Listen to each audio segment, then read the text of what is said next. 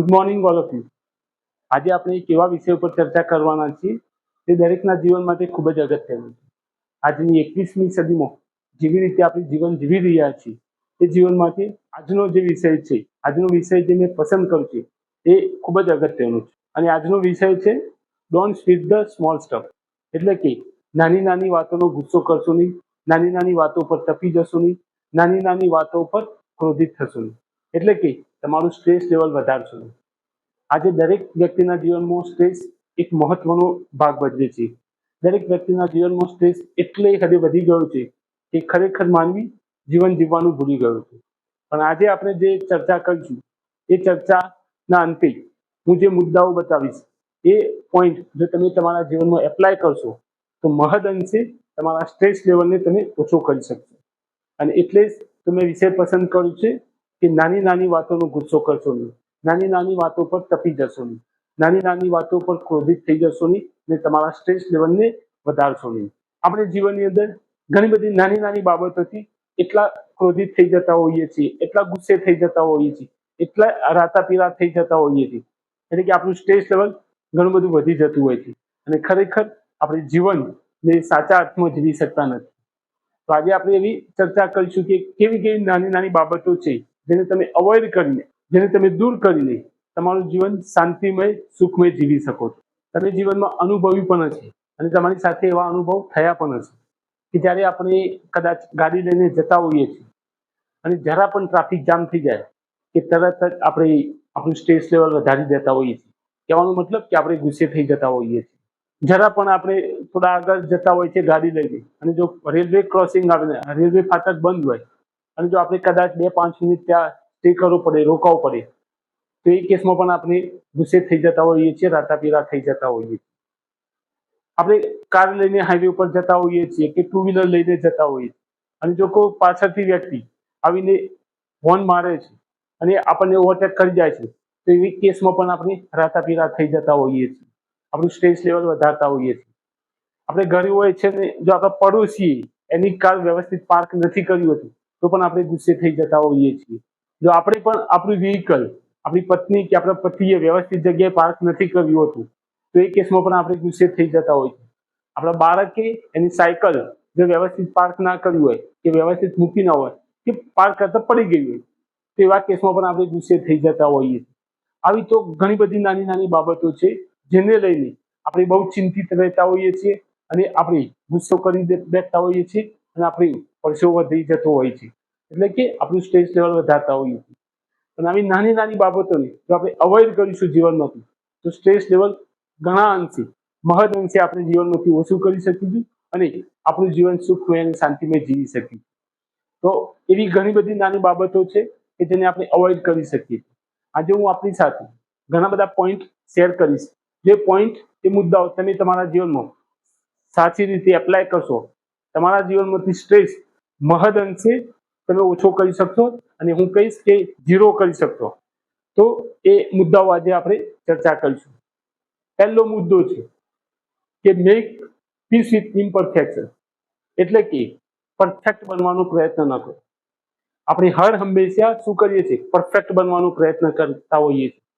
મેં આજ દિન સુધી એવો કોઈ વ્યક્તિ જોયો નથી કે જે પરફેક્ટ હોય અને શાંતિમય હોય. કોઈ વ્યક્તિ પરફેક્ટ નથી સાહેબ, એ વસ્તુ સ્વીકારી લો. ના તમે, ના હું કે ના કોઈ પણ. આ દુનિયામાં કોઈ પણ વ્યક્તિ 100% પરફેક્ટ નથી. જો કોઈ પણ વ્યક્તિ પરફેક્ટ નથી તો આપણે પણ પરફેક્ટ બનવાનું અને સામેવાળી વ્યક્તિ પરફેક્ટ હોય એ વસ્તુ આપણે સ્વીકારવી પડશે કે એ વ્યક્તિ પણ પરફેક્ટ નહીં જ હોય. કોઈ વ્યક્તિ પરફેક્ટ નથી. એટલે જો તમે શક્ય હોય એટલી ઝડપે આ વસ્તુ સ્વીકારી લેશો, તમારા જીવનમાં ઉતારી લેશો તો તમે તમારું જીવન સુખમય, શાંતિમય જીવી શકશો. જ્યારે તમે પરફેક્ટ બનવાનો પ્રયત્ન કરો છો એટલે શું થશે? રિઝલ્ટ તો એના જ મળશે અને તમારું સ્ટ્રેસ લેવલ જ વધી જશે. તમે એવું ઈચ્છો છો કે સામેવાળી વ્યક્તિ પરફેક્ટ બને તો એ પણ શક્ય નહીં બને. જ્યારે તમે ઓફિસમાં કામ કરતા હોઈએ અને તમે પરફેક્શનની આશા રાખશો તો એ કેસમાં પણ તમે નિરાશા થશો, તમને નિરાશા જ મળશે. કહેવાનો મતલબ કે દરેક જગ્યાએ પરફેક્ટ બનવાની કોઈ જરૂર નથી. 100% પરફેક્ટ કોઈ બની પણ શકતું નથી અને કોઈ બનશે પણ નહીં. અને ગમે એટલા પ્રયત્નો કરી લો પણ પરફેક્ટ તમે ખુદ પણ નહીં બની શકો કે બીજાને પણ નહીં બનાવી શકો. એટલે કે જો જીવન શાંતિમય, સુખમય, વ્યવસ્થિત રીતે જીવવું છે તો પરફેક્ટ બનવાનો પ્રયત્ન ના કરો. સ્વીકારી લો કે હું પરફેક્ટ નથી અને સામેવાળી વ્યક્તિ પણ પરફેક્ટ નથી. એ સામેવાળી વ્યક્તિ તમારી પત્ની હોય, તમારા બાળકો હોય, તમારા માતા પિતા હોય, કે તમારી સાથે કામ કરતા કોઈ પણ સહકર્મચારી હોય, કોઈ પણ પરફેક્ટ નથી. પણ પહેલા એ સ્વીકારી લો કે હું પરફેક્ટ નથી અને સામેવાળી વ્યક્તિઓ પણ પરફેક્ટ નથી. એટલે પરફેક્ટ બનવાનો પ્રયત્ન કરશો નહીં અને ઇમ્પરફેક્શન રહેવાનું છે. અને જેટલું ઝડપી તમે સ્વીકારી લેશો એટલા જીવનમાં શાંતિમય, સુખમય જીવી શકશો. એટલે પહેલો મુદ્દો છે કે મેક પીસ વિથ ઇમ્પરફેક્શન. એટલે કે કોઈ પણ વ્યક્તિ પરફેક્ટ નથી, એ વસ્તુ જેટલી બને એટલી સ્વીકારી લો તો જ તમે શાંતિમય રીતે જીવી શકશો. બીજો મુદ્દો છે let other people be right most of the time. બીજાઓને સાચા સાબિત થવા દો. એટલે કે હર હંમેશા તમે જ સાચા છો એ વાત ખોટી. હર હંમેશા તમે જ સાચા બનો એ વાત પણ ખોટી. એટલે બીજો મુદ્દો એવો કહેવા માંગે છે, એ મુદ્દામાં હું એવું કહેવા માંગુ છું કે દર વખતે પોતાની જાતને સાચી સાબિત કરવાનો પ્રયત્ન કરશો. હર હંમેશા પોતે જ સાચા છો એ વાત સાબિત કરવાનો પ્રયત્ન કરશો. સ્વીકારી લો કે મોટાભાગના લોકો સાચા જ છે. જો તમારે સુખ અને શાંતિ જોઈતી હોય, તમારા જીવનમાંથી સ્ટ્રેસ ઓછો કરવો છે, તો સ્વીકારી લો કે બાકીના બધા લોકો પણ સાચા હોઈ શકે છે અને સાચા છે પણ ખરા. આપણે હર હંમેશા શું કરીએ છીએ? આપણે એવું જ સાબિત કરતા હોઈએ છીએ કે હું જ સાચું છું અને સામેવાળા ખોટા જ છે. દર વખતે આપણો ટાર્ગેટ એ જ હોય છે કે હું જ સાચો સાબિત થાઉં, બાકીના સામેવાળી વ્યક્તિ એ બાકીના બધા જ લોકો ખોટા છે, ખોટા સાબિત કરવા માટે આપણે પ્રયત્નો પણ કરતા હોઈએ છીએ. એટલે હર હંમેશા આ ફિલોસોફી કામ કરશે નહીં. જો ખરેખર જીવનમાંથી સ્ટ્રેસ લેવલ ઓછો કરવો છે તો સ્વીકારી લો કે સામેવાળી વ્યક્તિ સાચી છે. અને જો તમે એ સ્વીકારશો નહીં કે સામેવાળી વ્યક્તિઓ કે સામેવાળી વ્યક્તિ હર હંમેશા સાચી હશે, એ નહીં સ્વીકારો તો કદાચ તમારા જીવનમાં સુખ અને શાંતિ હશે નહીં.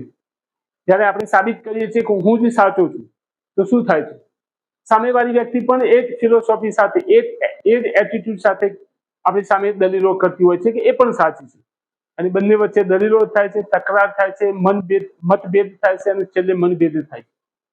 એટલે હર હંમેશા તમે જે સાચા છો એ વાત પ્રૂવ કરવાની, એ વાત સાબિત કરવાની છોડી દો. ઘણી વાર તમે સાચા પણ હશો, પણ જો તમે છોડી મૂકશો, સામેવાળી વ્યક્તિને કહી દો કે સાચી વાત છે, તું સાચો જ છે, તો કદાચ તમારા જીવનમાં શાંતિ વધી જશે, સુખ વધી જશે. બધું જ હોવા છતાં તમારી પાસે શાંતિ નહીં હોવાનું કારણ કે આપણે હર હંમેશા હું જ સાચો છું એ સાબિત કરતા હોઈએ. હું અહીંયા મારી સાથે જે ઘટના બની છે હું તમારી સાથે શેર કરું.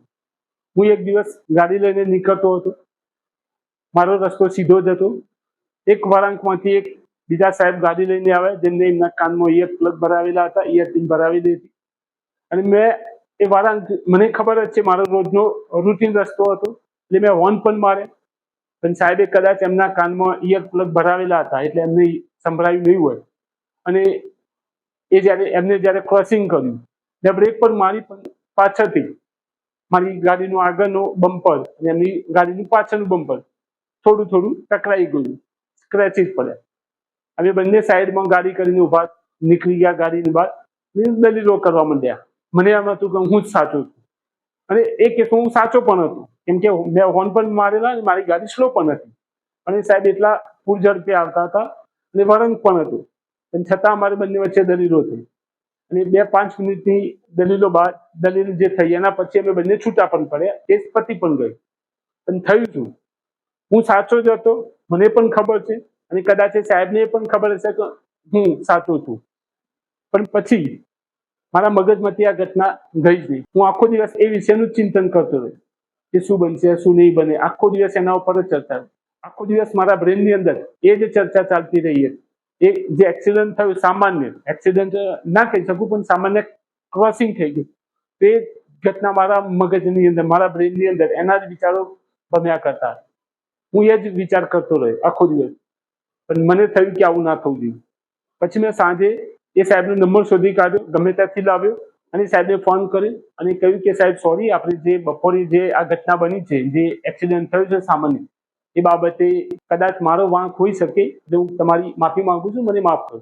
સાહેબ તમે નહીં માનો, એ સાહેબે પણ સામેથી માફી માંગી અને પછી તો અમે બંને મિત્રો થઈ ગયા અને પછી તરત જ મારા મનમાંથી એ જે ભાર હતો એ તદ્દન ઝીરો થઈ ગયો અને હું એકદમ પીસફુલ થઈ ગયો. ઘટનામાં હું સાચો જ હતો, મારે માફી ન જ માંગવી જોઈએ, પણ કદાચ જો મેં માફી ન માંગી હોત તો કદાચ મારો 1 દિવસ 2 દિવસ કે 3 દિવસ બગડ્યા જ હોત અને આ મારે બગાડવા ન હતા. એટલે મેં એમને કહી દીધું તમે સાચા છો. જ્યારે મેં એમને એમ કહ્યું કે તમે સાચા છો એટલે એમને સામેથી પણ કહ્યું કે કદાચ સાહેબ તમે પણ સાચા છો અને કદાચ ફોલ્ટ આપણા બંનેનો હોઈ શકે. અને ત્યાં વાત એ પતી ગઈ અને અમે બંને શાંતિ થઈ અને શાંતિથી પોતપોતાના જીવનમાં વ્યસ્ત થઈ ગયા. કહેવાનો મતલબ કે હર હંમેશા હું જે સાચું છું એ વાત છોડી દો. ઘણીવાર જીવનમાં બહુ નાની નાની ઘટનાઓ બનતી હોય છે જ્યાં કદાચ આપણે સાચા પણ હોઈએ છીએ, 15 વખતે જો આપણે સાબિત કરવા જઈશું તો સામેવાળા વ્યક્તિને પણ ખોટું લાગશે.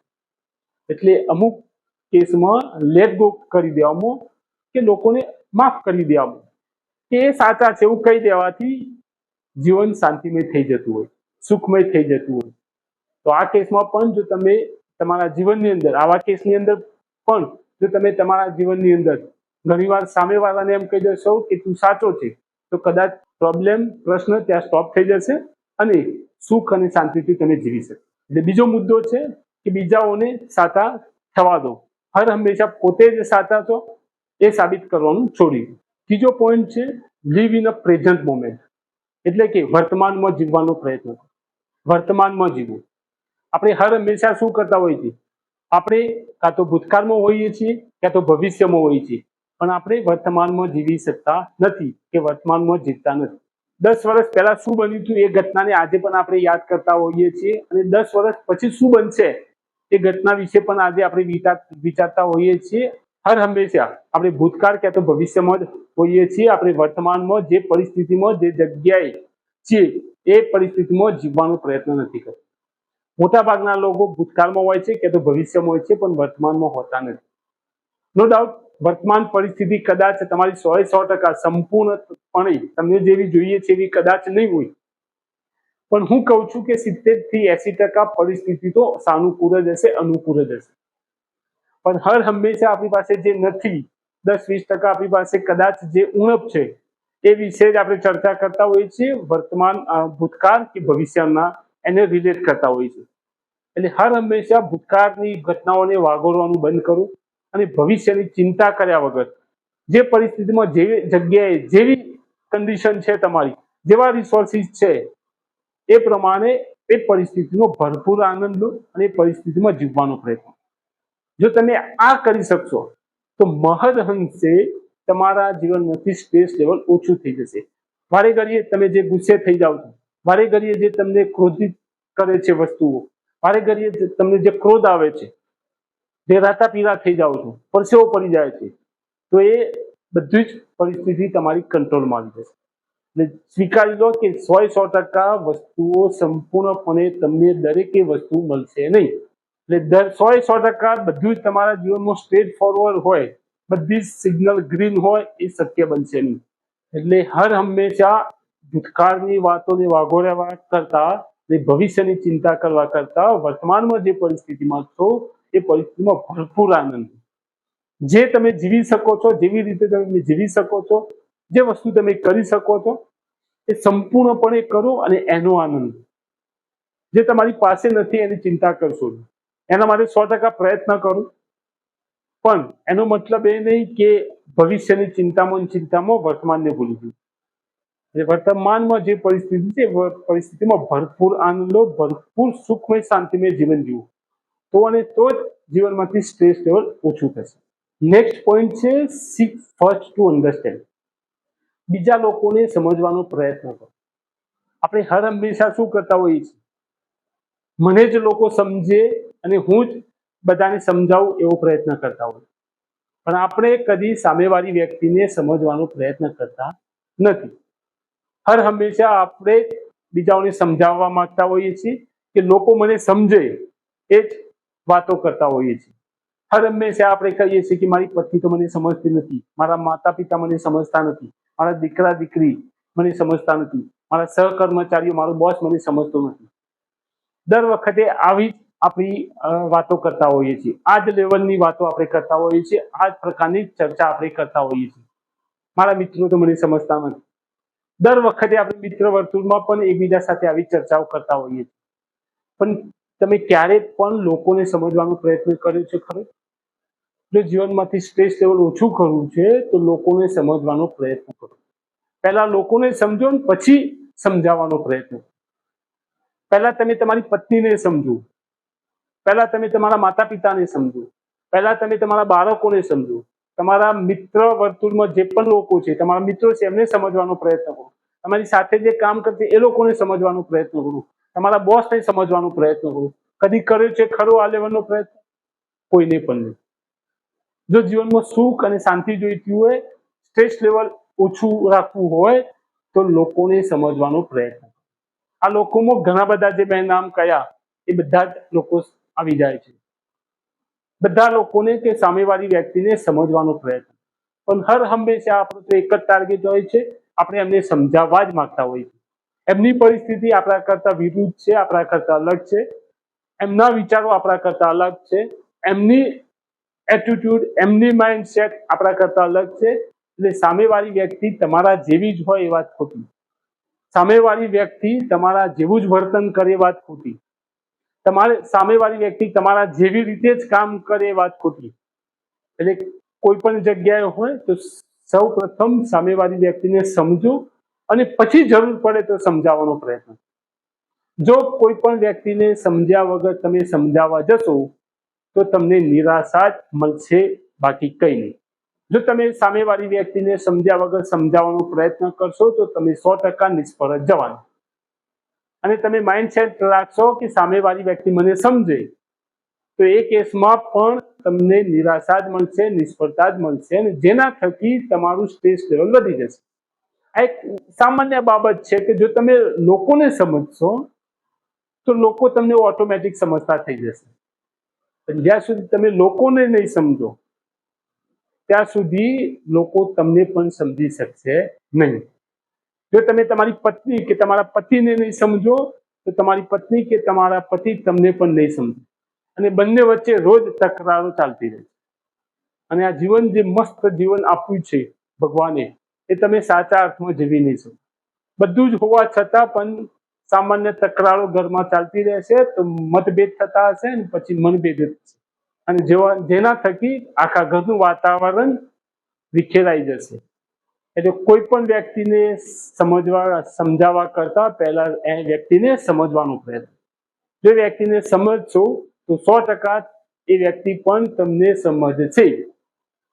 જો તમે સામેવાળી વ્યક્તિને પહેલા સમજી જશો તો એ વ્યક્તિ પણ તમને સમજી જશે, અને પછી તમારા બંને વચ્ચે એટલું મ્યુચ્યુઅલ અન્ડરસ્ટેન્ડિંગ આવી જશે કે કોઈ પણ બાબતે મતભેદ થશે અને છેવટે મનભેદ પણ નહીં થાય. અને બંને વચ્ચે તકરારના કારણે જે સ્ટ્રેસ ઉદ્ભવ થતો હોય છે, જે સ્ટ્રેસ ઉત્પન્ન થતો હોય છે, એ પણ ઓછો થઈ. એટલે આ પોઈન્ટમાં કે સામેવાળી વ્યક્તિને સમજવાનો પ્રયત્ન કરો, પછી જરૂર પડે તો સમજાવવાનો પ્રયત્ન. Seek first to understand. Next point છે ચૂઝ યોર બેટલ્સ વાઇઝલી. એટલે કે તમારા ઝઘડાઓ પણ સમજી વિચારીને પસંદ. આપણે હર હંમેશા જરાક પણ આપણી સાથે ખોટું બનાવ બને છે, કોઈ આપણને સામાન્ય કહી જાય છે ને આપણે એની સાથે ઝઘડો કરી નાખતા હોઈએ. જો ઘરમાં પત્નીએ જે શાક બનાવ્યું કે દાળ બનાવી, એમાં જો સામાન્ય કોઈ દિવસે મીઠું ઓછું પડે તો આપણે એની સાથે ઝઘડો કરતા હોઈએ. રાત્રે જમવામાં મીઠું ઓછું પડે ને આપણે એની સાથે ઝઘડો કરતા હોઈએ. પણ ખરેખર મીઠાના કારણે ઝઘડો કરવો યોગ્ય છે? મને નથી લાગતું. જો મેં અગાઉ પણ કહ્યું હતું કે આપણે જો બાજુવાળા વ્યક્તિ એમની ગાડી વ્યવસ્થિત રીતે પાર્ક નહીં કરી હોય છતાં પણ એની ચર્ચા આપણે રાત્રે ડિનર ટેબલ પર કરતા હોઈએ. શું આ યોગ્ય છે કે રાત્રે જમતી વખતે આપણે સામે બાજુવાળા વ્યક્તિએ ગાડી પાર્ક નથી કરી એ મુદ્દો બનાવીને આપણે આખો અડધો કલાક કે કલાક આપણે એના ઉપર ડિસ્કશન કરીએ? આવા તો ઘણી નાની નાની બાબતો છે. જો દીકરો કે દીકરી કદાચ હોમવર્ક કરવામાં કદાચ એનાથી થોડી સામાન્ય ભૂલ થઈ ગઈ તો એ મુદ્દો આપણે આખો દિવસ ચલાવતા હોઈએ. પત્ની કદાચ ઇસ્ત્રી કરવામાં કદાચ થોડી કરચલી રહી ગઈ હોય તો એ કેસમાં પણ આપણે એની સાથે ઝઘડો કરી બેસતા હોઈએ. અને આવી તો ઘણી બધી નાની નાની બાબતો છે કે બે ભાઈઓ વચ્ચે કે કુટુંબ વચ્ચે કે પરિવાર વચ્ચે કે સંબંધીઓ વચ્ચે કે મિત્રો સાથે કે આપણે જ્યારે ઓફિસમાં કામ કરતા હોઈએ છીએ તો ત્યાંની સાથે નાની નાની બાબતોમાં આપણે ઝઘડા કરતા હોઈએ અને આખો દિવસ એ ઝઘડાના કારણે સ્ટ્રેસમાં રહેતા હોઈએ। એક દિવસ કે 2 દિવસ કે 3 દિવસ કે ઘણી વાર તો અઠવાડિયા સુધી આપણે એ સ્ટ્રેસમાં જ રહેતા હોઈએ। આવી નાની નાની બાબતોનો ઝઘડો કરવો યોગ્ય છે? મને નથી લાગતું કે આવી નાની નાની સામાન્ય બાબતોમાં આપણે ઝઘડા કરવા જોઈએ। અને જો તમે આ માઇન્ડસેટ રાખશો કે ખરેખર આ વિષય ઉપર ચર્ચા કરવી કે આ વિષય ઉપર ઝઘડો કરવો યોગ્ય છે, તો આવી નાની નાની બાબતોમાં જો ઝઘડા તમે વાઇઝલી શાંતિપૂર્વક સમજી વિચારીને જો પસંદ કરશો તો સ્ટ્રેસ ઘણો ઓછો થઈ જશે કે ઝીરો થઈ જશે। અને આવું તો હરરોજ આપણી સાથે લાઈફની અંદર બનતું હોય છે। આપણે ઓફિસમાં જે કામ કરવા વાળા સહકર્મચારી કે આપણે નીચે આપણી અંદરમાં જે લોકો કામ કરશે એમનાથી પણ નાની નાની કદાચ ભૂલો થઈ જતી હોય છે અને એવી ભૂલો આપણાથી પણ થતી હોય છે। એવું નથી કે આપણે 100% પરફેક્ટ છીએ, કોઈ નથી પરફેક્ટ। જેમ મેં પહેલા મુદ્દામાં કહ્યું કે નો વન ઇઝ 100% પરફેક્ટ, તો કોઈ પરફેક્ટ નથી, દરેકથી ભૂલો થાય જ। માનવ જાતથી કે માનવીથી કે કોઈ પણ વ્યક્તિથી ભૂલો થાય એ સહજ બાબત છે। તો આ વસ્તુ સ્વીકારી લો અને એના થકી ઝઘડા કરવાનું પસંદ કરજો। જો તમે હંમેશા નાની નાની બાબતોમાં ઝઘડા કરશો તો કદાચ જીવનમાંથી સ્ટ્રેસ લેવલ ઓછો નહીં થઈ શકે। હું આને એક રિલેટ કરું કે તારક મહેતાના પોપટલાલ જેવું કેરેક્ટર ના હોવું, દરેક બાબતમાં ઝઘડો નહીં।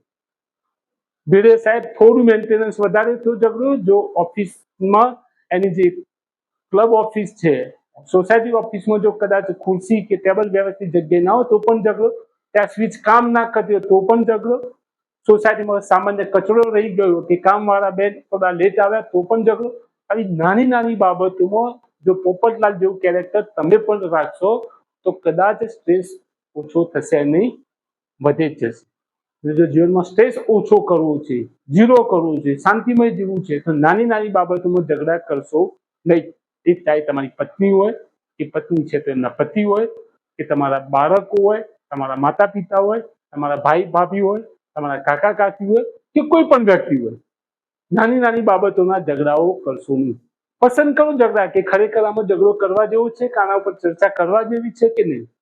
એક સામાન્ય બાબતમાં જો તમે ગાડી લઈને જતા હોય કોઈ તમને ક્રોસ કરી જાય અને હોર્ન વગાડીને તમને થોડો ડિસ્ટર્બ કરી જાય અને તમે એ જ વિષયની ચર્ચા તમારા ઘરે આવીને ડિનર ટેબલ ઉપર કે લંચ ટેબલ ઉપર તમે એ ચર્ચા કરતા હોય છે તમારી પત્ની સાથે, તો શું આ યોગ્ય છે?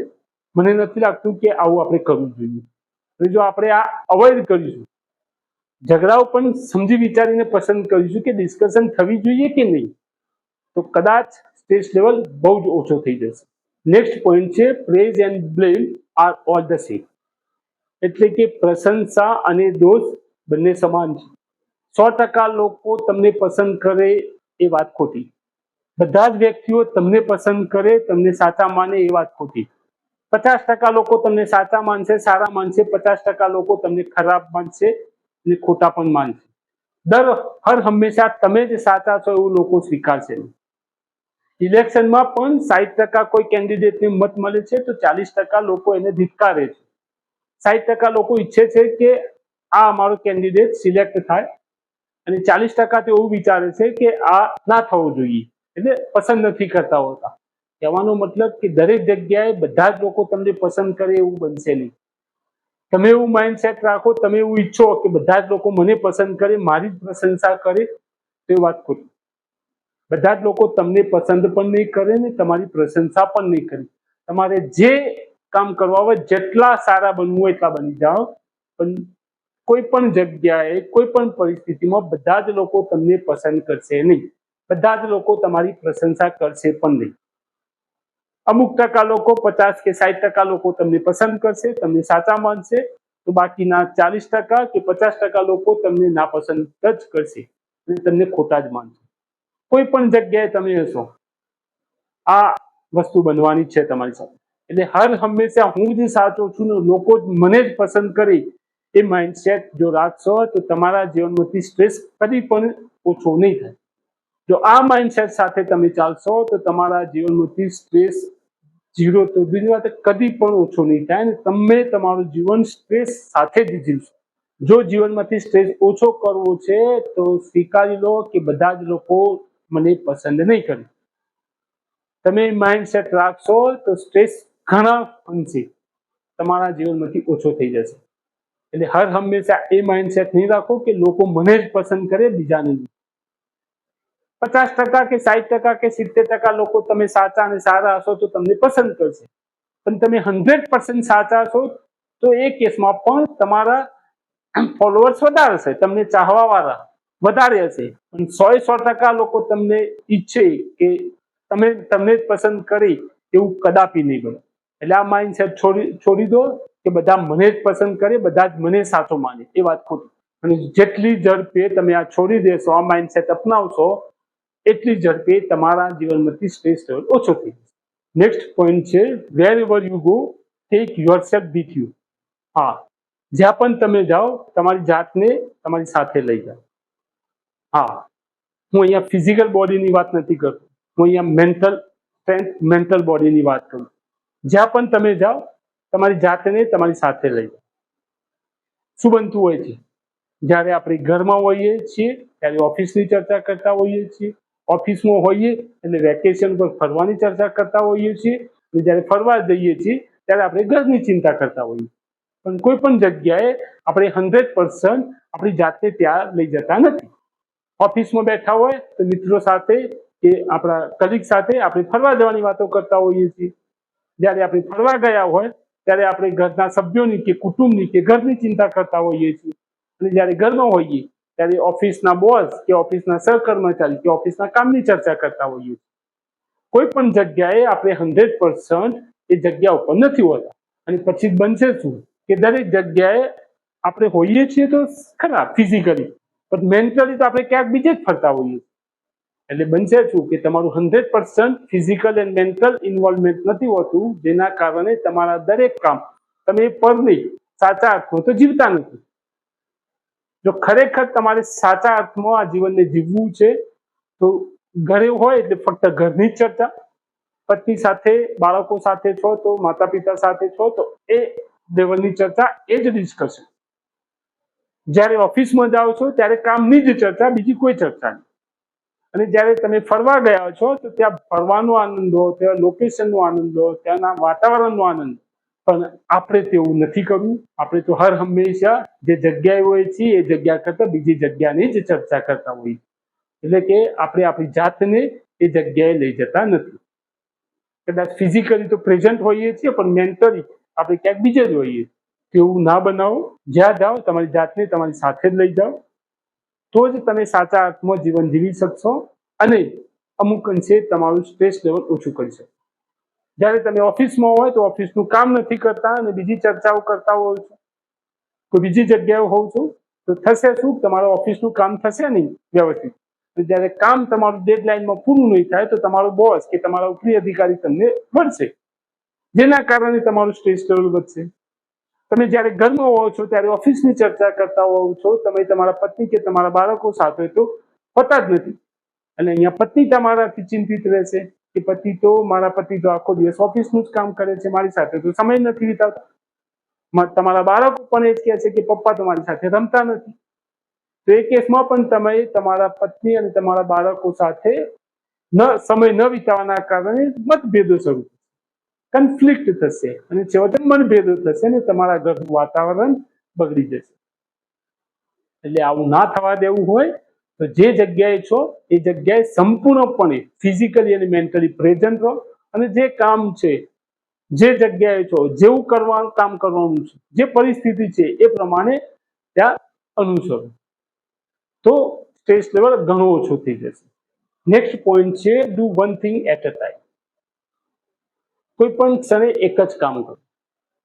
અત્યારે તો મલ્ટીટાસ્કિંગનો જમાનો છે. આપણે એવું સમજીએ છીએ કે મલ્ટીટાસ્કિંગનો જમાનો છે. કમ્પ્યુટર મલ્ટીટાસ્કિંગ કામ કરતું હોય છે, મશીન મલ્ટીટાસ્કિંગ આવી ગયા તો હ્યુમન બિંગ પણ મલ્ટીટાસ્કિંગ બની જાય. અને આપણે એ અનુસંધાનમાં આપણે પણ મલ્ટીટાસ્કિંગ કરતા હોઈએ છીએ, એક સાથે ઘણા બધા કામ કરતા હોઈએ છીએ. હાથમાં ચાનો કપ હોય છે અને એક બાજુ ફોન પણ ચાલતો હોય છે. ઓફિસનું કામ પણ કરતા હોઈએ છીએ, ચા પણ પીતા હોઈએ છીએ અને ફોન પર કોઈની સાથે ચર્ચા પણ કરતા હોઈએ છીએ. એટલે કે એક સાથે મલ્ટીટાસ્કિંગ કરતા હોઈએ છીએ, જેના કારણે બધા જ કામ બગડતા હોય. ન આપણે ચાનો સ્વાદ માણી શકતા હોઈએ છીએ, ન આપણે જેની સાથે ફોન પર ચર્ચા કરતા હોઈએ છીએ, જેની સાથે વાત કરી રહ્યા હોઈએ છીએ એની સાથે વ્યવસ્થિત વાત નથી કરતા હોતા, કે ન આપણે આપણું કામ વ્યવસ્થિત કરતા હોઈએ છીએ. કહેવાનો મતલબ કે do one thing at a time. એક ક્ષણે એક જ કામ કરો. જો ચા પીવા બેઠા છો તો ફક્ત ચાનો જ આનંદ માણો, ચાની ચુસ્કીનો જ આનંદ કરો, બાકીના બધા જ કામ અવોઇડ બંધ કરી દો. ચા પીતા 1 મિનિટ કે 5 મિનિટ અને 5 મિનિટ સંપૂર્ણ ફોકસ ચા ઉપર રાખો. એ દરમિયાન ન તો કોઈ કામ કરો કે ન તો કોઈની સાથે ફોન ઉપર ચર્ચા. ત્યારે ફોન પર મિત્રોને વાત કરવાની છે કે કોઈ કલીગને કામ વિશે ચર્ચા કરવાની, તો સંપૂર્ણપણે ફોન ઉપર જ ચર્ચા ઉપર જ કોન્સન્ટ્રેશન કરો. અને જ્યારે ઓફિસનું કામ કરી રહ્યા છો તો ફક્ત ઓફિસની જ ચર્ચા, એના 100% ઇન્વોલ્વમેન્ટ એ કામની અંદર. એક સાથે ઘણું બધું કરવાનો પ્રયત્ન કરશો.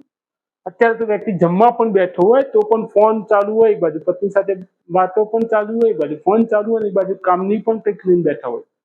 તો આ કેસમાં કશું જ વ્યવસ્થિત બનશે નહીં. એક બાજુ ટીવી પણ ચાલુ છે, એક બાજુ ફોન પણ ચાલુ છે, એક બાજુ જમવાનું પણ ચાલુ છે, એક બાજુ કોઈ બાળક સાથે કે પત્ની સાથે કોઈ કામ પણ કરી રહ્યા છે. બધું જ એક સાથે કરી રહ્યું છે ને, નહીં બને સાહેબ. જો તમે આ જ માઇન્ડસેટ સાથે કરશો તો કોઈ પણ કામમાં ભલીવાર આવશે નહીં, એટલે કોઈ પણ કામ વ્યવસ્થિત બનશે નહીં. અને જેના થકી કદાચ દરેક બાબતની અંદર ના કારણે તમારું સ્ટ્રેસ લેવલ વધી જશે. કોઈ પણ કામ જે લેવલે થવું જોઈએ, જે જગ્યાએ જે ક્વોલિટી સાથે થવું જોઈએ, એ કામ તમારું ક્વોલિટી સાથે એ સમયસર પૂર્ણ થશે નહીં, જેના કારણે કદાચ તમારા ઉપરી અધિકારી કે કોઈ પણ જગ્યાએથી તમને ઠપકો મળી શકે અને જેના થકી સ્ટ્રેસ વધવાનું 100%. તો જો સ્ટ્રેસ ઓછો કરવો છે તો do one thing at a time. એક ક્ષણે એક જ કામ, બીજી કોઈ ચર્ચા નહીં. જે કરી રહ્યા છો એ બેસ્ટ કરો, જે કરો એ બેસ્ટ કરો. જો જમવા બેઠા છો તો મસ્ત જમવાનું, પત્ની સાથે છો તો મસ્ત પત્ની સાથે 100% ઇન્વોલ્વમેન્ટ સાથે પત્ની સાથે ચર્ચા કરો. બાળકો સાથે છો તો બાળકો સાથે, કહેવાનો મતલબ કે જો ફેમિલી ટાઈમ છે તો ફેમિલી ટાઈમ, એમાં બીજી કોઈ ચર્ચા નહીં, ના કામની કે ના બીજી કોઈ. મિત્રો સાથે છો તો 100% મિત્રો સાથે, બીજી કોઈ ચર્ચા નહીં. કામ ઉપર ગયા છો તો 100% કામ ઉપર જ ફોકસ, બીજું કોઈ નહીં. Do one thing at a time. જે કરો એ બેસ્ટ કરો. અને જો તમે આ એટીટ્યુડ, આ માઇન્ડસેટ અપનાવશો, આ માઇન્ડસેટ તમારી લાઈફની અંદર સેટ કરશો તો સ્ટ્રેસ ઘણો બધો ઓછો થઈ જશે. એટલે do one thing at a time. એક ક્ષણ એક જ કામ, જે કરો એ બેસ્ટ કરો. નેક્સ્ટ પોઈન્ટ છે think of what you have instead of what you want. એટલે કે તમારી પાસે જે છે એના વિશે વિચારો. તમારે જે જોઈએ છે, તમારી જે ઈચ્છાઓ છે એના ઉપર નહીં. દરેક વ્યક્તિના જીવનમાં, જેમ મેં પહેલા પણ કહ્યું કે 70 થી 80% વસ્તુઓ, વ્યક્તિઓ કે પરિસ્થિતિ સારી જ છે. દરેક વ્યક્તિના જીવનમાં 10 થી 20% વસ્તુ કે વ્યક્તિ કે પરિસ્થિતિ અનુકૂળ નથી, સાનુકૂળ નથી, કે ખરાબ છે, કે ઉણપ છે. આવું દરેક વ્યક્તિના જીવનમાં. પણ આપણું ફોકસ હર હંમેશા શું હોય છે? તમારી ઈચ્છાઓ પર હોય. અને એવું કહેવાય છે કે માનવીની ઈચ્છાઓ તો અમર્યાદિત છે. આપણા દરેક વ્યક્તિની ઈચ્છાઓ તો અમર્યાદિત છે. આપણે જ્યારે 10મા કે 12મા ધોરણમાં ભણતા હતા ત્યારે સાયકલની ઈચ્છા હતી, પછી મોટા થયા, કોલેજ ગયા એટલે 2 વ્હીલરની ઈચ્છા થઈ, પછી ગાડીની ઈચ્છા થઈ, ગાડી આવ્યા પછી 5 લાખ કે 10 લાખ કે 20 લાખ કે 25 લાખ. એટલે કે ઈચ્છાઓ તો અમર્યાદિત છે. આપણી ઈચ્છાઓ, માનવીની ઈચ્છાઓ કદી પણ પૂરી થવાની નથી. એવો કોઈ વ્યક્તિ નહીં હોય કે જેની બધી જ ઈચ્છાઓ પૂરી થઈ હોય. પણ જો તમે તમારી ઈચ્છાઓ પર જ ફોકસ કર્યા રાખશો કે મારે તો આ જ જોઈએ છે, મારે તો આવી જ ગાડી લાવવી છે, મારે તો આવો બંગલો લાવવો છે, મારે તો આવો ફોન લાવવો છે, મારે તો કપડાં આવા લાવવા છે, મારે તો શૂઝ આવા લાવવા છે, આ દરેક ઈચ્છાઓ પર જ ફોકસ કરશો તો કદાચ તમે સાચા અર્થમાં જીવન જીવવાનું ભૂલી ગયા. સાચા અર્થમાં તમે જીવન જીવી શકશો નહીં. આપણી એમ્બિશિયસ રહેવું જોઈએ, મહત્વાકાંક્ષી રહેવું જોઈએ, એમાં ના નથી. પણ એનો મતલબ એ નહીં કે આપણી પાસે જે છે, જેવી પરિસ્થિતિ છે, એ પરિસ્થિતિનો સ્વીકાર કરીને ખરેખર સાચા અર્થમાં જીવવું જોઈએ. જે છે એ પરિસ્થિતિમાં જીવવું તો પડશે ને. જેવું છે એ પરિસ્થિતિમાં ભરપૂર આનંદ લો. ઘણી બધી વસ્તુઓ કે 10-20% જે મેં કહ્યું એ પ્રમાણે નહીં હોય, સાચી વાત છે, એ દરેકના જીવનમાં નથી હોતી. પણ જે તમારી પાસે છે તમારી સાથે છે એ પ્રમાણે તો જીવન જીવવું. પણ જો ખરેખર તમારે તમારી ગાડી છે 5 લાખની કે 7 લાખની કે 10 લાખની, એનો આનંદ લીધા કરતા તમારી ઈચ્છા છે કે મારી પાસે 15 લાખની ગાડી હોય કે 20 લાખની ગાડી હોય તો જ મને તો ડ્રાઈવ કરવાની મજા આવે, તો તમારી પાસે જે ગાડી છે, તમારી પાસે જે કાર છે, એનો આનંદ નહીં લઈ શકો સાહેબ. એવી જ રીતે દરેક વસ્તુમાં, ફોનમાં પણ એવું છે કે તમારી પાસે જો આઈફોન હોય સારામાં સારો, તો તમારી પાસે હાલ હયાતમાં જે ફોન છે એનો આનંદ નહીં લઈ શકે. આવું દરેક કેસમાં છે. જે તમારી પાસે છે એનો ભરપૂર આનંદ લો, અને જે નથી એની ચિંતા ના કરો. એના માટે પ્રયત્ન 100% કરો. સારામાં સારી ગાડી લાવવાનો પ્રયત્ન 100% કરવો જોઈએ. સારામાં સારો બંગલો બનાવવાનો પ્રયત્ન 100% કરવો જોઈએ. પણ એનો મતલબ એ નહીં કે હાલ જે પરિસ્થિતિમાં છીએ, જેવી જગ્યાએ છીએ, એ જગ્યાએ એ પરિસ્થિતિમાં જીવવાનું ભૂલી જઈએ. અને અત્યારે એવું જ બને છે કે ઈચ્છાઓ એટલી બધી વધી ગઈ છે કે ખરા અર્થમાં માનવી જીવવાનું ભૂલી ગયું છે. અને જેમ કહ્યું કે દરેકના જીવનમાં 70, 80, 90% વસ્તુ કે વ્યક્તિઓ કે પરિસ્થિતિ સારી છે. 10-20% દરેકના જીવનમાં ઉણપ છે. તો જે વસ્તુ છે એ વસ્તુ પ્રમાણે જીવવાનું પસંદ કરો, અને વસ્તુઓ સાથે, પરિસ્થિતિ સાથે, વ્યક્તિ સાથે ભરપૂર જીવનનો આનંદ. અને સાથે સાથે પ્રયત્ન પણ કરતા રહો કે જે વસ્તુઓ છે એમાં થોડું અપડેટ કરીએ, થોડું વધુ મેળવીએ. પ્રયત્ન 100% કરવો જોઈએ. અને એનો મતલબ એ નહીં કે હાલની વર્તમાન પરિસ્થિતિમાં જીવવાનું ભૂલી. એટલે તમારી પાસે જે છે એના પર ફોકસ કરો, તમારી ઈચ્છાઓ પર નહીં. કેમ કે ઈચ્છાઓ તો અમર્યાદિત છે, એ કદી પણ પૂરી થવાની નથી. નેક્સ્ટ પોઈન્ટ છે સ્ટોપ બ્લેમિંગ અધર્સ. બીજા લોકોને દોષ આપવાનું બંધ કરો. આપણે હર હંમેશા બીજા લોકોને જ દોષ આપતા હોઈએ છીએ, અને જેના થકી આપણું સ્ટ્રેસ લેવલ વધતું હોય. ઉદાહરણ આપીશ કે જ્યારે આપણું ટુ વ્હીલર, જો કોઈ દિવસ આપણું ટુ વ્હીલર, આપણે જે વ્હીકલ છે એ જો રસ્તે બંધ થઈ જાય તો આપણે મિકેનિકને દોષ આપતા હોઈએ છીએ કે મિકેનિકે સર્વિસ કરવા મૂક્યું હતું, એનું કામ વ્યવસ્થિત નથી કર્યું. જો કદાચ ઘરમાં ઇલેક્ટ્રિસિટી કટ થાય થોડો ટાઈમ માટે, તો આપણે એન્જિનિયરોને દોષ આપતા હોઈએ છીએ કે કંપનીના એન્જિનિયરોએ મેન્ટેનન્સ નથી કર્યું એટલે લાઇટ નથી. જો થોડી મોંઘવારી વધી જાય તો આપણે પોલિટિશિયનોને દોષ આપતા હોઈએ છીએ કે આ પોતાના ખર્ચાઓ કરી રાખે છે, ખોટા પ્રોગ્રામો કરી રાખે છે, જેના થકી મોંઘવારી વધે છે. જો એક્ઝામ પેપરની અંદર એક્ઝામ આપીને આવ્યા પછી માર્ક્સ ઓછા આવે તો આપણે એવું કહેતા હોઈએ છીએ કે ક્વેશ્ચન જે હતા એ સિલેબસ બહારના હતા, જે ટીચરે કે પ્રોફેસરે અમને સમજાવ્યા જ નથી. એટલે હર હંમેશા આપણે દોષનો પોટલો બીજા ઉપર જ મૂકતા હોઈએ. આપણે કદી સ્વીકારતા નથી કે હું આમાં કેટલો જવાબદાર છું, મારી રિસ્પોન્સિબિલિટી કેટલી છે, એવું કદી સ્વીકારતા નથી. અને હર હંમેશા દોષનો પોટલો બીજા ઉપર જ થોપતા હોઈએ છીએ. જો શાંતિમય, સુખમય જીવન જીવવું છે તો બીજાઓને દોષ આપવાનું બંધ. કેમ કે દરેક વ્યક્તિ એકબીજા ઉપર દોષ આપે, દરેક વ્યક્તિ એકબીજા ઉપર ટોપીઓ પહેરાવે જ રાખે. તો ખરેખર ફોલ્ટ કોનો છે? તો આ કેસમાં તમે જીતી શકશો નહીં.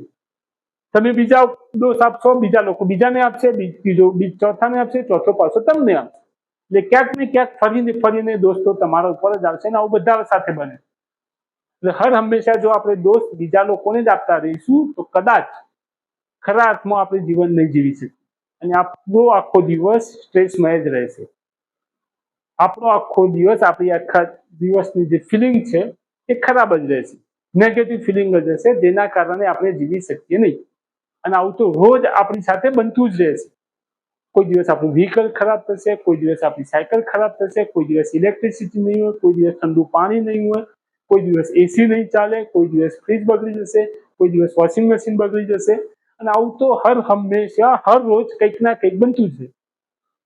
જો દરેક વખતે તમે બીજા ઉપર જ દોષ આપતા રહેશો તો દિવસોના દિવસો, મહિનાઓ અને વર્ષો સુધી તમે સ્ટ્રેસમાં જ રહેશો. એટલે કે આખું જીવન સ્ટ્રેસમાં જીવ્યા કહેવાય. જો ખરેખર સ્ટ્રેસ વગર જીવન જીવવું છે તો બીજા લોકોને દોષ આપવાનું બંધ કરી. જો ફક્ત તમે આ એપ્લાય કરશો કે બીજા લોકોને દોષ આપવાનું બંધ કરશો તો સ્ટ્રેસ ઘણો ઓછો થઈ જશે, અને તમે શાંતિમય, સુખમય જીવન જીવી શકશો. એટલે બ્લેમ કરવાનું બંધ કર્યું. નેક્સ્ટ પોઈન્ટ છે give up the idea more is better. વધારે જે સારું છે એ વાત ખોટી. હર હંમેશા આપણે વધારે ને વધારે મેળવવાની ઈચ્છાઓ રાખતા હોઈએ, પણ દરેક જગ્યાએ વધારે જ સારું છે, મોર ઇઝ બેટર, એ કન્સેપ્ટ ખોટો. દરેક જગ્યાએ બધું જ સૌથી વધારે તમને મળી જાય એ વાત ખોટી. એટલે હર હંમેશા બધું જ વધારે મળે એ વાત ખોટી. જો તમે એ જ માઇન્ડસેટ રાખશો કે સૌથી સારામાં સારી વસ્તુઓ મારી જોડે જ હોય, મારી પાસે જ હોય, દરેક વસ્તુ મારી મોંઘામાં મોંઘી મારી પાસે જ હોય, એ વાત ખોટી. બધી જ વસ્તુ તમે ટોપ લેવલની રાખવા માંગતા હશો તો કદાચ તમારા જો દુઃખી વ્યક્તિ આ દુનિયામાં કોઈ નહીં. સારામાં સારું મેળવવાનો પ્રયત્ન 100% કરવો જોઈએ, પણ દરેક વ્યક્તિ કરતા હું જ આગળ, હું જ અવ્વલ નંબરે, હું જ પહેલા નંબરે, હું જ ટોપ ઉપર રહું દરેક બાબતની અંદર, તો એ વાત ખોટી. દરેક વસ્તુ કે દરેક પરિસ્થિતિ ટોપ લેવલની તમારી પાસે નહીં. મોર ઇઝ નોટ ઓલવેઝ બેટર. વધારે હર હંમેશા સાચું જ છે અને સારું જ છે, એ વાત ખોટી. બધી જ વસ્તુઓ તમને ટોપ લેવલની નહીં મળે. કદાચ બધી જ વસ્તુઓ તમે ઈચ્છો છો કે મને ટોપ લેવલની મળે, પહેલો નંબર જ આવે, તો કદાચ તમારી પાસે દવાઓ પણ વધારે છે. કહેવાનો મતલબ કે જો બધી જ તમારે ટોપ ઉપર રહેવું છે, હું ટોપ પોઝિશન ઉપર હોઉં, મારી પાસે ટોપ લેવલનું ઘર હોય, મારી પાસે ટોપ લેવલની કાર હોય, મારી પાસે ટોપ લેવલની મોબાઈલ હોય, તો એ કેસમાં તો ટોપ લેવલની દવાઓ પણ તમારી સાથે હશે, ટોપ લેવલની દવાઓ પણ તમારી પાસે હશે, તો તમારું શરીર જ તમારી સાથે નહીં.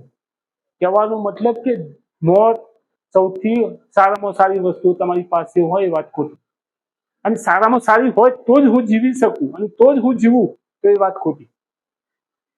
બધી જ વસ્તુઓ સારી તમારી પાસે નહીં હોય. અમુક વસ્તુઓ 10-20% તો લો ક્વોલિટીની કે લો લેવલની હશે, એ સ્વીકારી લેવાનું. દરેક જગ્યાએ હું જ પહેલો નંબર લાવું, એ વાત ખોટી. સચિન તેંડુલકર ક્રિકેટમાં જ નંબર લાવી શકે, ફૂટબોલમાં કે બીજી કોઈ સ્પોર્ટમાં ના લાવી શકે. એ academic point of view number ના લાવી શકે. એ જ રીતે કોઈ વ્યક્તિ જો એકેડમિક પોઈન્ટ ઓફ વ્યૂ અવ્વલ નંબર છે તો એ એકેડમિકમાં જ હશે, સ્પોર્ટમાં નહીં હોય કે કોઈ બીજા બધા પેરામીટરમાં નહીં હોય. કહેવાનો મતલબ કે દરેક લેવલમાં મારો જ અવ્વલ નંબર આવે, હું જ બેટર, એ વાત ખોટી. હું દરેક વસ્તુ હું જ સારી કરું, હું સ્પોર્ટ્સમેન પણ બનું, હું એકેડમિશિયન પણ બનું, હું સારો વિદ્યાર્થી પણ બનું, મારી હેલ્થ પણ સારી હોય, મારા કપડાં પણ સારા હોય, આ બધું જ એક સાથે નહીં હોય. કોઈ જગ્યાએ તો કોમ્પ્રોમાઇઝ કરવો જ. અને જો તમે સ્વીકારી લેશો આ વસ્તુ કે દરેક જગ્યાએ હું જ પહેલો નંબર હોઉં, એ વાત ખોટી. જો આ સ્વીકારી લેશો તો તમારા જીવનમાંથી સ્ટ્રેસ ઘણા અંશે ઓછો થઈ જશે. અને છેલ્લો મુદ્દો, practice ignoring your negative thoughts. એટલે કે નેગેટિવ વિચારોને ઇગ્નોર કરવાનો પ્રયત્ન કરો. સાયન્સ એવું કહે છે કે કોઈ પણ વ્યક્તિને દિવસના 50,000 થી 70,000 વિચારો આવતા હોય છે. સાયન્સ એવું કહે છે કે કોઈ પણ વ્યક્તિને એક દિવસના 50,000 થી 70,000 વિચારો આવતા હોય છે. એટલે બ્રેનની અંદર, કોઈ પણ વ્યક્તિના બ્રેનની અંદર 50,000 થી 70,000 વિચારો દિવસના આવતા હોય છે. આ વિચારોમાંથી 10 થી 20% વિચારો કે ઘણા બધા વિચારો પોઝિટિવ હોય, એ પણ સ્વીકારવું પડશે. પણ મેજોરિટી 70 કે 50 કે 60% વિચારો તો નેગેટિવ. હવે એ વ્યક્તિ કેટલો પોઝિટિવ છે એના ઉપર ડિપેન્ડ છે. પણ ઓન એન એવરેજ હરેક વ્યક્તિના જીવનમાં 60 થી 70% વિચારો નેગેટિવ વિચારો હોય. જે 70%, જે 70,000 વિચારો આપણે એક દિવસમાં કરીએ છીએ, એમાંથી પણ 70%, એટલે 49,000 વિચારો તો આપણા દિવસના ખરાબ હોય છે, નેગેટિવ હોય.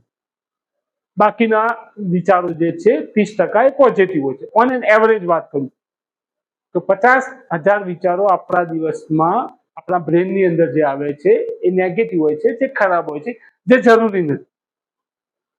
અને જો તમે આ શીખી જાઓ, તમારા માઇન્ડને કંટ્રોલ કરતા શીખી જાઓ, તમારા વિચારોને બદલતા શીખી જાઓ, થોડું ટફ છે, મુશ્કેલ છે, અશક્ય નથી, તો તમે થોડી પ્રેક્ટિસ કરો, મેડિટેશન, પ્રાણાયામ, તો આના ઉપર પણ કંટ્રોલ લાવી શકો. જે મેં કર્યો છે, આ હું અનુભવથી કહું. મારા જીવનમાં પણ આવું જ બનતું હતું અને દરેકના જીવનમાં બને છે કે વિચારો આવતા જ હોય છે, ઘણા ખરા નેગેટિવ હોય. હવે નેગેટિવ વિચારો કયા છે એની હું ચર્ચા નહીં કરીશ અહીંયા, પણ જે વિચારો તમને તમારા જીવનને કોઈ લેવલે અપ નથી કરતા, એ વિચારોને તમે નેગેટિવ કહી શકો. તો ઘણા બધા નેગેટિવ વિચારો મને પણ આવતા હતા અને મેં પછી એના પર કંટ્રોલ કર્યું. કંટ્રોલ એટલે મેં મેડિટેશન ને પ્રાણાયામ કર્યું, એને કંટ્રોલ કર્યા છે ને હવે હું એને ઇગ્નોર કરી શકું.